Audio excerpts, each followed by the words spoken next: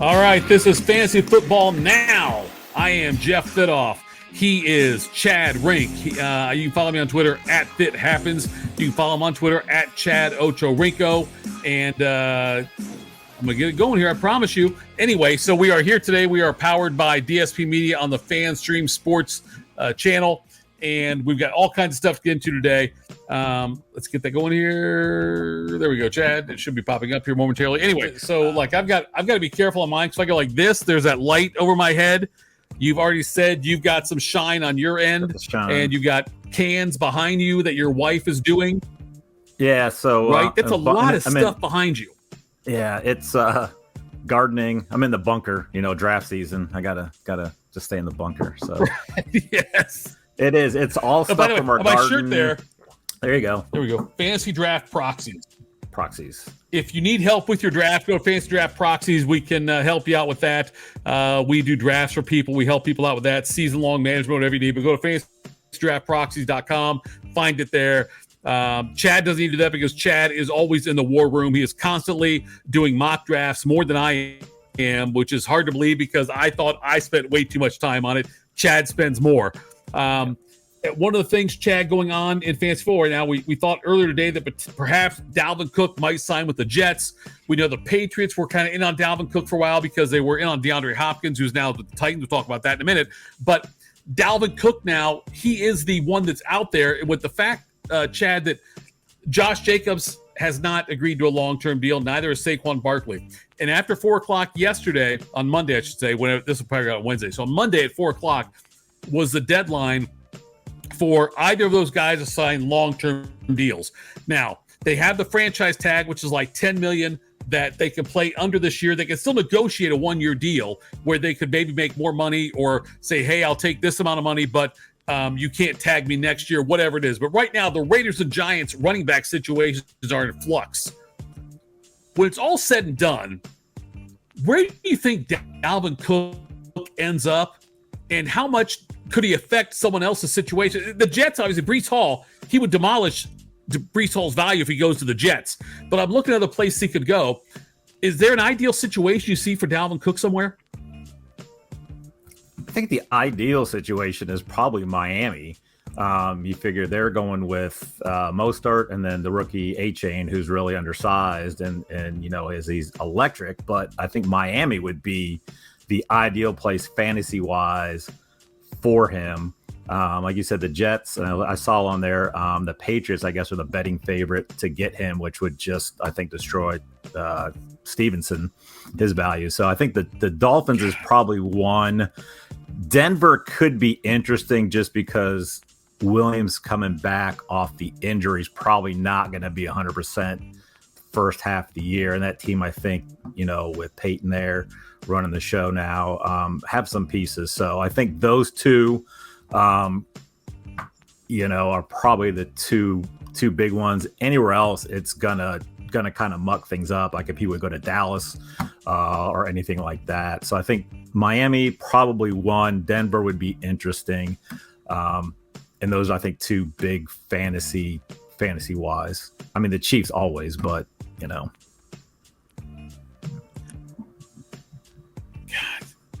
It's amazing with the Chiefs. Yeah, you think he'd be great for the Chiefs, but so would any other running back you put into the Chiefs. Right. I mean, Isaiah Pacheco last year, what he did was amazing. His 7th round pick coming in and doing that, and that shows how much of a system thing it is with Kansas City. Right. Miami would be great for him, I think. It seems like that's the place he will probably end up. Denver, I know, signed Samaj P. Ryan from the Bengals. And we're not sure, again, like you said, about the injury situation out there with Williams, what's going to happen. But I was trying to look at other teams, and I can't see another situation. I was looking, Tampa Bay, but not really. I don't know if there's another spot that Dalvin Cook could be in, which goes the continued de-evaluation of the running backs, or devaluing of the running backs, I should say, that we're into right now, right? Yeah, exactly. I mean, that's what they're talking about now with all these holdouts, that they're not getting the money. But if you're a team, why would you spend $20 million on a 26, 27-year-old running back who's got 800 carries on him? I think ESPN did a story saying where all the Eagles running backs are the main four, are making less than Miles Sanders, and that's just smart business. And the Eagles are going to be better than the Panthers because of it. So I think the running back is devalued. I don't know if it's really in fantasy though. I just think it's changed from, when you and I started, where you had the bell cows. You knew you had guys who were going to get 20, 25 carries a game, and there wasn't really any competition, where now you really are looking at, with PPR, you're just really trying to, I think, in the running back category, amass as many as you can and hope you get 3 or 4 that stay healthy and hit all year long. Now, I was wondering about strategically now that, so you and I have been in leagues for years and years and years, various formats. We dynasty, semi-protect, partial dynasty, whatever, you know what I mean? And scoring wise, you and I both played in so many different formats. And I wonder if we're at a point now, though, where it's almost time, because there are so few 3-down backs. There's a handful left. That's all we have. Does it make sense now to go, instead of going quarterback, running back, wide receiver, tight end, flex, kicker, defense, whatever? Does it make more sense to go quarterback and then offensive player, like instead of having designated positions, just an offensive player, whatever it is? Because there's 2 or 3 really good tight ends, and there's like 4 or 5 3-down backs, it seems like, anymore, and then a bunch of receivers. So if you were starting a league now, would you consider something like that, or do you like going still with the 2 running back situation? I think we may see more going to quarterback, obviously. I think a lot of things are going super flex, so you could play 2 quarterbacks. But I think I would just 1 running back. I think you should still have to do a running back, a wide receiver. And I'm in a league where you don't have to draft a tight end. You just have to have, it's a best ball type style where you just get 5 receivers, and you could have all 5 tight ends. You could have 0 tight ends. But I think 1 running back, 1 receiver, and if you want to throw a tight end. But my brother's in a league where it's like that, where you just have a bunch of flex. So, and they have, you can keep a guy after like 6th, 7th round or something. So if you have 1 really good running back and you can just load up on receivers, then you just play a bunch of receivers. So you could start seeing that where it's just more flex and you just got more options. And then draft wise that way, because again, I've been doing a lot of mock drafts, and if you can get a wide receiver 1st round, you should probably do it, because it looks bad start getting in the 4th, 5th round. And running backs, got guys like Miles Sanders and guys like that sitting there, Madison and stuff. And like I said, I think you can just kind of amass a bunch and then just hope mix and match come the end of the year. But yeah, I think that you could start seeing sites do that with the running backs just not being as valuable, and teams using them so differently now than they have in the past decade. I'm just trying to look at how many running backs do I feel confident in getting 20 to 22 touches per week? How many guys do I really think will get? And right now we know Jacobs is, could be holding out. We know Barkley could also. So I'm not counting them in this yet, but Chubb, sure. Stevenson, maybe. McCaffrey, I tell you, maybe. Other than that, I'm looking through all the running backs that are out there. I mean, you look at Jonathan Taylor, you're like, well, he should, but you throw Anthony Richardson in the mix, he's probably gonna get 10 to 12 carries. And so I don't think Taylor's gonna do it, and they'll probably not use Taylor in the passing game. I don't know, so there's really not many situations where you're gonna get a guy. Henry's another one, I think, that he's one of the few. I think Henry, and if right, I worry about the injury thing and the number of touches he's had. He's had so many damn touches over the last 4 or 5 years. Yeah, but they're still going to try to give him the rock, and they really don't have a whole lot behind him, and they'll just abuse him until he can't. So yeah, it's I just don't feel confident, which is what they should do. That's what you should do now in the NFL. You should draft your running back, run him to the ground for 5, 6, 7 years, and then say, thanks so much. See you later. We underpaid you for a long time. You're shot now. Goodbye.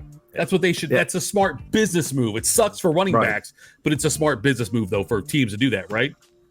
Exactly. Yeah, it is. I mean, why would you pay, it's seen they had another stat there in the last decade. You look at the running backs on Super Bowl winning teams, none of them were making, I think one was making over $1 million. And if you go back and look at the number of carries and the touches these guys have when they come off a Super Bowl year, a lot of times if you're a high usage back after a Super Bowl run, when you've got a shorter off season, your next season's a struggle. You go back to like Ray Rice is a great example. I know Rice had the other thing going on with him, and I'm not trying to disregard that at all. But even before all that happened, after his Super Bowl year with the Ravens, a smaller guy, lots of usage, went all the way through the Super Bowl. The next year, his numbers fell off dramatically. Larry Johnson went through that. Who's the DeMarco Murray went through a situation where he had so many carries one year and fell off the next. It's not that you got to look at these numbers, which is why I'm concerned. I don't know if you are too, Chad, though, about Najee Harris in Pittsburgh. The last 2 years, with the number of touches he's had, I am concerned about Najee Harris. Even with the revamped offensive line, I think Jaylen Warren gets a lot more play this year. I think Najee Harris could have a drop-off this year. Yeah, I agree. And I think he had a great rookie year, but I don't think he was ever that guy to begin with. And I think Pittsburgh feels the same way because I think that's going to be more like a 60-40 with that. And, you know, they may look to pass more as well as Pickett gets better. I have it. Talking about running backs, I'm interested with, you know, talking about Dalvin Cook, free agent. Like, no one's really talking about Kareem Hunt. And I think he could be sneaky good. And he's going to be, I would imagine, a lot cheaper than Cook for a team. And you know how well he is in the passing game. What are your thoughts on Hunt landing somewhere? You know, with Hunt, I don't look at the age as much. I look at the usage. And since he's had a couple of years here as the clear number two guy in Cleveland.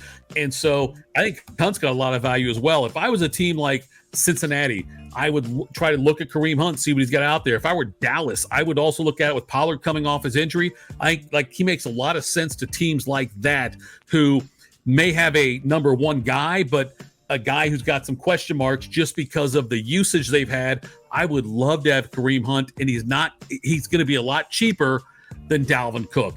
He'll be cheaper than Zeke Elliott, I think, also, right? I mean, so like I think he's got value because of that. I would totally, if I were a team like Cincinnati or like Dallas, I would absolutely be looking at Kareem Hunt. Yeah, I think I agree totally 100%. Any team that I think feels they have a Super Bowl chance, like you said, have a one, you know, per se, but not the one like you're thinking like a Chubb or a Henry. Have him come in there. He's been in championship type locker rooms in the past. And like you said, his usage has not been, even when he was with Kansas City, it really wasn't huge. As his rookie year, he did, but other than that, he really hasn't had a ton of over usage, and has mostly been in the passing game, which really isn't going to be as much wear and tear on the body. God, I hate doing these with you because now we're like, you and I are drafting against each other a couple of times coming up. And it's going to come. We're both like being transparent here, and I'm giving you some of my thoughts on the guys that I like. The good news is I never have early picks of Mixon. So he restructured his deal, and he's making a lot less than he was supposed to make. Yeah. You never do. No, but let's go get that out of the way. Chad Rink always trades his early picks. He is constantly rebuilding in that. I will tell you, Chad Rink is a fantastic fantasy mind, but he also, how do I put this? He rarely looks to the future. He is very much in the this week thing, which is fine to be sometimes. But yeah, Rink and I go against each other in drafts coming up. Mixon with his restructure now with the Bengals. So he restructures to stay with Cincinnati longer now, a couple of years. And the loser, I think, in this is probably Chase Brown, who I was kind of high on after they drafted him out of Illinois. But Mixon still, look, last year they used P. Ryan a lot down the stretch, a lot more than they used Mixon. I think that people thought they would. I'm not sold on Mixon being a huge factor this year for the Bengals. I think Chase Brown still has value for them. I agree. I'm kind of a big Chase Brown guy, and I remember saying something to my one buddy who runs our Cincinnati league that I've been friends with since 8th grade. How, hey, I'm kind of high on Chase Brown, and of course he's so sarcastic. He's like, "So you watch a lot of Illinois games and film?" And I'm like, "Well, no, but like his situation is good because Mixon's out. I didn't think Mixon was that good, so sure, you know." It's just one of those things. I think that's going to be one too, where I don't think either's going to have the type of value that you need. And again, I think they'll have Brown spell Mixon a lot more. Mixon wasn't very effective last year either. So it's just one of those situations you just kind of like want to stay away from, maybe take a flyer on Brown late in case something happens to Mixon. And then he has the backfield to himself. My thought was that I think that if Dalvin Cook and Zeke Elliott weren't out there, Mixon would have a lot more bargaining power. But because the Bengals probably could have gotten Cook or Zeke, Cook for sure, or Cook maybe, Zeke for sure on a cheaper deal than what Mixon ended up signing for, I think that maybe forced Mixon's camp's hand a little bit in signing back on with the Bengals for less money. Yeah, and I think he probably figured he's used to the situation. If he goes somewhere else, he may be in a timeshare more than he would be with Cincinnati. So I think the familiarity, and I think too, playing for one of the best teams in the league, Super Bowl aspirations, not many other teams are going to offer him the chance for a Super Bowl ring. So I think it all worked out for him. He took his shot, tried to maybe get more money, see what was out there. And it just, I think probably made most sense for him just to come back to Cincinnati, even if it wasn't as much as he had kind of hoped for. So DeAndre Hopkins goes to the Titans, and we knew that based on where he wanted to go, where he signed, we would know if Hopkins was more interested in the short-term money or really winning a Super Bowl, because the Titans are not winning a Super Bowl anytime soon. So Hopkins goes there, and you've got Ryan Tannehill now throwing to him. And I'm wondering, though, you've got Burks there from Arkansas in the second year, but who gets the biggest bump in fantasy? Do you think that Hopkins signing is a bigger bump for Tannehill or Will Levis? Probably Tannehill, because I think the Titans still think that they are playoff ready, because they're just 2 years removed for being the number one seed in the AFC. So I think they are going to go with Tannehill. I don't think Will Levis is ready. And Tannehill is serviceable. So I think it's a decent bump for him, but I don't see him, if you're in a one quarterback league, that he's getting drafted. Really. I mean, if you have a 2 quarterback league, obviously, but I don't see him as a top 15 quarterback, even with this signing. I think it's going to help him. I think Hopkins, he's got a pretty solid floor. AJ Brown put up good numbers there when he was there. So, but it's nothing, he's probably going to end up being anywhere in that 10 to 15 range getting drafted, I would imagine, in drafts. Yeah, one of the things, Tannehill, for me, it seems like, and I've had guys, and I'm sure you have too, throughout your fantasy football career that you've liked more than other people. For me, for a long time, it was CJ Spiller. It was the muscle hamster from Tampa Bay. What was his name? Yes. I can't remember his name was, but the muscle hamster over Tampa Bay. I loved him as well. And I liked Reggie Bush for a long time. But Tannehill's in that vibe for me, because I always thought Tannehill got a raw deal in Miami. And so, like, in my mind, I still picture him as being the Tannehill that got the raw deal in Miami. And now but God, he's older now. And as much as I want him to be viable this year, I don't know how much he has left in the tank. I don't know if he can really utilize, what Hopkins can bring. You've got, with Hopkins and Burks there, and you've got a wonderful running back who I still think is over the hill, but he'll be done soon. But anyway, Derrick Henry, though, is above average running back. You've got all those opportunities there. I think you're right. Tannehill, I think he's top 20, but I don't know if he's top 50. Yeah, I don't think so. And it's Doug Martin. I had to look it up, but it was Doug Martin, the muscle hamster. Doug Martin. Yes. Yeah. So I totally forgot, but yeah, the muscle hamster. So yeah, and looking at their schedule right now, they have at the Saints, Chargers, at the Browns, Bengals, at the Colts, and then Ravens starting off. So not hard, but they could, if they end up 1-5 starting off, they're going to go to Levis, and then it's just, they'll just kind of go. I think the biggest loser though with the signing could be their tight end Chig, what's his name, Okawana or Wara or something. I thought he could still be decent, but I think I'm not going to argue with you. You name it, I won't argue with you. Yeah, I mean, but without really having a number one there, I think he was going to be could get peppered more, but now with Hopkins there, he's gonna demand 5 to 8 targets, and now I think Chig's gonna just be more kind of like it was last year, where he'd get you 2 receptions, but there would be 17-yard, 20-yard receptions, but he's not gonna be a top 10 tight end like they had thought, and he's getting drafted as. As you're going through all these mock drafts you're doing, is there a player you find yourself drafting often, and is there a player you're like, oh my god, I can't believe this guy is always dropping to me? Is there someone like you can think of, you can share with our listeners, either somebody like drops or somebody like, oh, this guy's getting way overdrafted or whatever? Just a couple of trends. Maybe you've done a lot more than I have so far, so that's why I'm leaning on you on this one. But somebody you seem to always have on your teams, and somebody you think is either dropping or getting drafted way too early. Yeah. The one guy that I keep getting is usually around the 4th round, and that's why if you can get a wide receiver first, go get it, is Miles Sanders.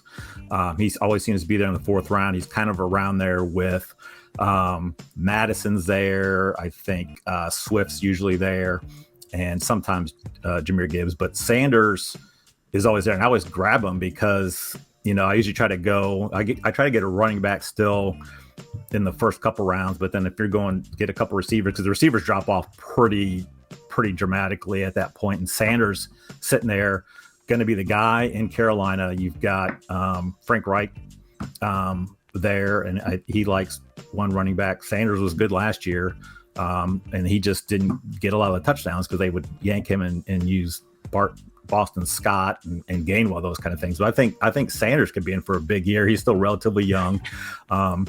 And who else they got? I mean, and they're not going to be good, so they may be passing a lot. But I think they're going to try to run the ball, shorten the game and stuff. But Sanders seems to always be there, and it's kind of weird. So top of the draft, I usually try to get Jefferson or Chase, and then a lot of times I've seen like 7 through 10 or 12, depending what I'm doing.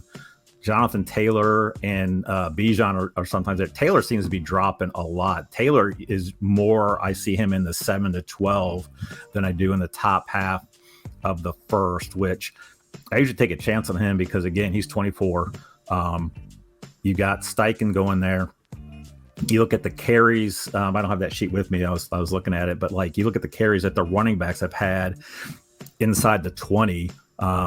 They're usually like 35, 45, and then Taylor's only 2 years removed for having, I think it was like 80 carries inside the 20 a couple years ago. So I think Steichen's going to use the same type of play that he did. Richardson's obviously going to be there and use his talent, but I think Taylor could have a nice bounce back here if he stays healthy. Chad, we'll wrap it up now. Follow him on Twitter. He's at Chad Ochorinco. I'm at That Happens on Twitter. We'll come at you again with some more stuff as we get closer to this. Draft's starting to happen now. If you're drafting now, by the way, no offense, but you're dumb. Draft later, unless you have to do it now, but don't draft now. Wait till we get later into the summer. Yeah, before you draft. No offense, but Rank will keep doing these mock drafts. I'll start doing a few as well. We'll give you those updates on what we are seeing trend-wise. We'll do that next time, though. But, Chad, thanks so much, brother. I appreciate it. Always great talking to you, Jeff. Thank you, sir. All right, we'll do it again soon. Thanks so much, guys, for tuning in. This has been Fantasy Football Now on the FanStream Sports, powered by DSP Media. We'll talk to you again soon. Have a great day.